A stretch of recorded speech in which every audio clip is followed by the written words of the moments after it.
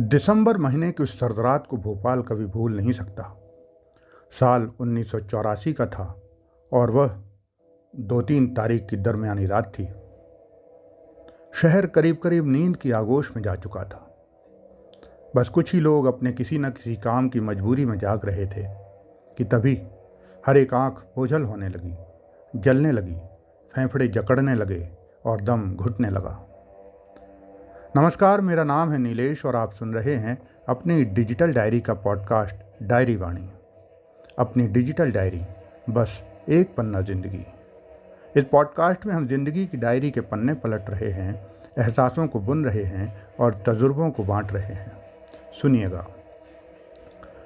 तो भोपाल के बाशिंदे आंखें जलने और दम घुटने की कोई वजह समझते कि इससे पहले ही शहर की हवा ने खौफनाक पैगाम उनके कानों में भर दिया।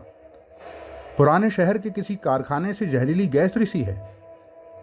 बस फिर क्या था। महफूज जगह तलाशने के लिए शहर बेतहाशा भागने लगा। सड़कों पर बदहवाशी का मंजर था। लोग भाग रहे थे और पत्तों की तरह गिरकर दम तोड़ रहे थे। ऐसे आलम में हजारों जिंदगियों के लिए किसी फरिश्ते की तरह ज़मीन पर उतरे गुलाम दस्तगीर जीडी बाबू। भोपाल रेलवे स्टेशन पर वे डिप्टी सुपरिंटेंडेंट हुआ करते थे। रात की ड्यूटी पर अभी पहुंचे ही थे कि उन्हें गैस रिसने का इल्म हुआ। पता ये भी चला कि स्टेशन के पास रहने वाले सुपरिंटेंडेंट साहब भी जहरीली गैस की चपेट में आ चुके हैं। जीडी बाबू को अब तक हालात की बदतरी का पक्का इल्म तो नहीं था, पर दिल ना जाने क्यों बेचैन हुआ जाता था। स्टेशन पर उस वक्त बम्बई गोरखपुर ट्रेन खड़ी थी। उसके यात्री भी हवा में पसर रहे जहर को महसूस कर रहे थे। कई ट्रेनें दोनों तरफ से आने वाली थी। हजारों जिंदगियां जीडी बाबू के सामने दांव पर लगने को थीं कि तभी उन्होंने अपने ज़मीर की आवाज़ सुनी। बम्बई गोरखपुर ट्रेन को तय वक्त से बहुत पहले ही भोपाल से रवाना कर दिया। इतना ही नहीं, दोनों तरफ से भोपाल की ओर आने वाली ट्रेनों को जहां का तहां रुकवा दिया। उनके साथियों ने उन्हें डराया कि इन फैसलों की वजह से बड़े अफसरान कल उनसे सवाल जवाब करेंगे, कार्रवाई भी हो सकती है।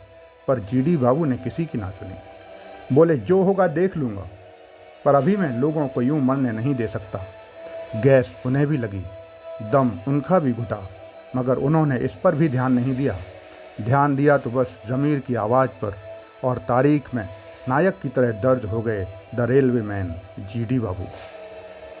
अब दूसरा पहलू देखिए। हादसे की अगली सुबह तक भोपाल की सड़कों पर 2 से 3 हजार लोग लाशों की शक्ल में तब्दील हुए पड़े थे।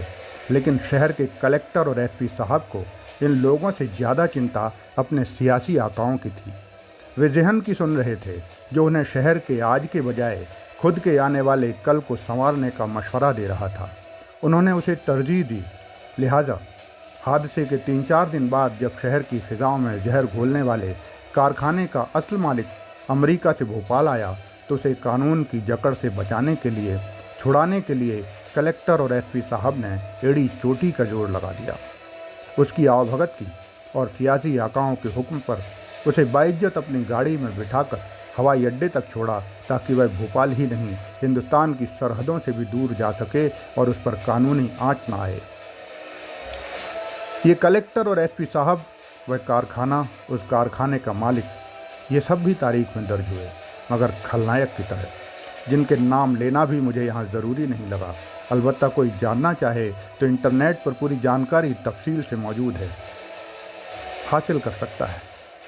मैं लेकिन इतना ज़रूर याद दिलाऊंगा कि ज़मीर और ज़हन की जद्दोजहद में जब कभी भी हम पढ़ें तो कोशिश करें कि अपने ज़मीर को अहमियत दें, उसकी सुनें, ताकि रेलवे मैन जीडी बाबू की तरह किसी तारीखी कोने में नायक की तरह याद किए जाएं। ज़हन को तरजीह देने वाले कलेक्टर और एसपी साहब की तरह तारीखी खलनायक न बन जाएं कहीं, हमेशा के लिए। शुक्रिया, आभार, शुभेच्छाएं।